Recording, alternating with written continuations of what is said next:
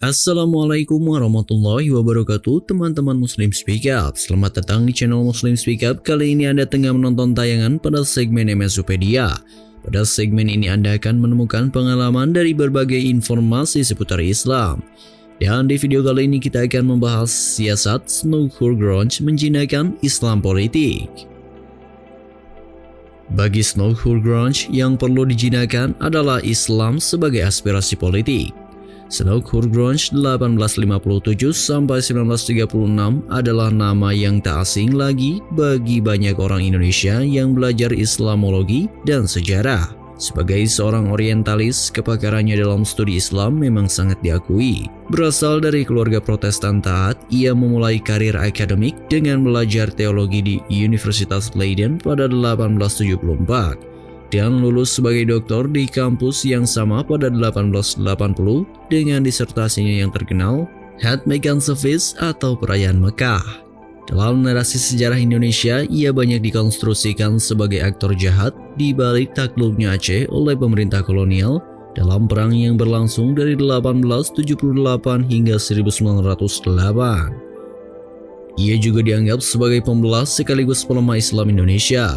Segala macam sinisme dan pandangan negatif yang tercurah padanya tentu bukan tanpa dasar. Dalam The Crescent and the Rising Sun, Indonesian Islam under the Japanese Occupation 1942-1945 atau 1958, Harry J. Benda mengatakan memang Snoop lah yang telah merumuskan untuk memisahkan Islam dari politik dengan memilahnya menjadi dua bagian, yakni Islam religius dan Islam politik. Kesimpulan ini ia peroleh setelah melakukan penelitian kesusastraan sejarah dan etnografi selama bertahun-tahun.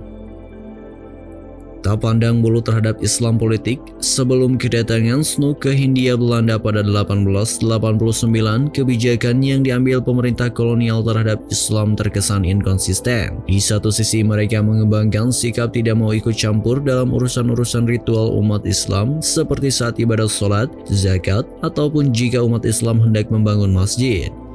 Namun di sisi lain mereka justru bersikap represif terhadap orang-orang Islam yang hendak menunaikan ibadah haji. Segala macam ketakutan dan kerancuan kebijakan terhadap Islam ini bukannya tanpa sebab.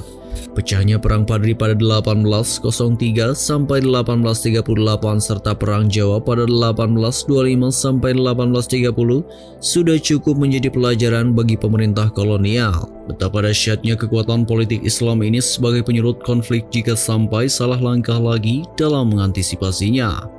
Selain itu, belum adanya pedoman ilmu pengetahuan yang memadai mengenai masalah Islam juga merupakan masalah lain yang harus segera dipecahkan. Sehingga mau tak mau pemerintah kolonial harus mengambil sikap defensif dan berhati-hati terhadap umat Islam.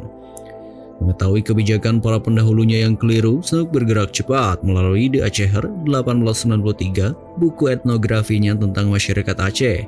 Ia menawarkan solusi penyelesaian terhadap Perang Aceh yang berlarut-larut serta penanganan Islam di Hindia Belanda secara menyeluruh. Seperti diungkap Akib Suminto dalam Politik Islam Hindia Belanda 1986, Snoop menegaskan bahwa pada dasarnya Islam di Hindia Belanda adalah agama yang damai. Namun anak pendeta dari Oosterhout ini juga tak menutup mata terhadap kekuatan fanatisme politik dalam Islam. Maka ia mengatakan yang menjadi musuh pemerintah kolonial bukanlah Islam sebagai agama, melainkan Islam sebagai doktrin politik. Snoop juga membagi golongan Islam menjadi 3 kategori pokok berdasarkan lapangan aktivitas, yakni Islam sebagai ritual keagamaan murni atau ibadah, yang kedua Islam sebagai kemasyarakatan, dan yang terakhir Islam dalam bentuk kenegaraan. Terhadap ketiga unsur Islam yang berbeda ini, ia menawarkan 3 pendekatan yang berbeda pula.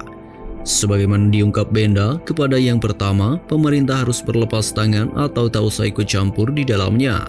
Sedangkan terhadap yang kedua, jika memungkinkan pemerintah justru harus memfasilitasi seperti membantu dalam urusan ibadah haji. Tetapi untuk kelompok yang ketiga, pemerintah harus bersikap keras dan tak pandang bulu. Secara umum, apa yang dimaksud Snook adalah keberadaan orang Islam bukanlah ancaman terhadap keberlangsungan pemerintahan kolonial. Maka, toleransi kepada umat muslim merupakan hal pokok yang harus dipenuhi untuk menjaga rasa and order atau ketentraman dan ketertiban. Penindasan terhadap mereka bukan saja tidak bijaksana, tetapi juga tidak perlu, malahan tidak terhormat bagi negara semacam Belanda yang menjunjung tinggi asas kebebasan beragama. Warisan pemikiran Snoek bagi kebijakan Belanda terhadap Islam dapat dilacak dari lembaga yang lahir setelah memperoleh masukan darinya, salah satunya mengenai pengangkatan penghulu di daerah-daerah sebagai pegawai negeri. Snoek mengatakan, fungsi penghulu adalah membantu tugas bupati dalam mengawasi kemunculan Islam politik.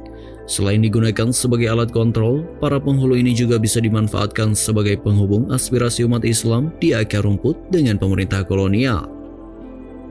Warisan penting lain adalah pemikirannya tentang pendidikan di Indonesia. Snoek memimpikan kesatuan pendidikan antara Indonesia dan Belanda. Di dalamnya kedua unsur itu bisa menjadi partner dalam kehidupan budaya dan sosial. Kebijakan semacam ini menurutnya akan mampu menutup jurang pemisah antara pemerintah dengan rakyat kebanyakan dan mencegah fanatisme Islam lewat pendidikan ala Eropa. Pada 26 Juni 1936, Snoek Hurgronje meninggal dunia di Leiden. Gagasan sekaligus kontroversinya masih terus mewarnai wacana Islam politik Indonesia hingga hari ini. Itulah sedikit pembahasan tentang siasat Snoek Hurgronje dalam menjinakkan Islam politik. Terima kasih telah menonton tayangan ini, mudah-mudahan bermanfaat. Tetap support kami dengan menekan tombol like, comment, and subscribe.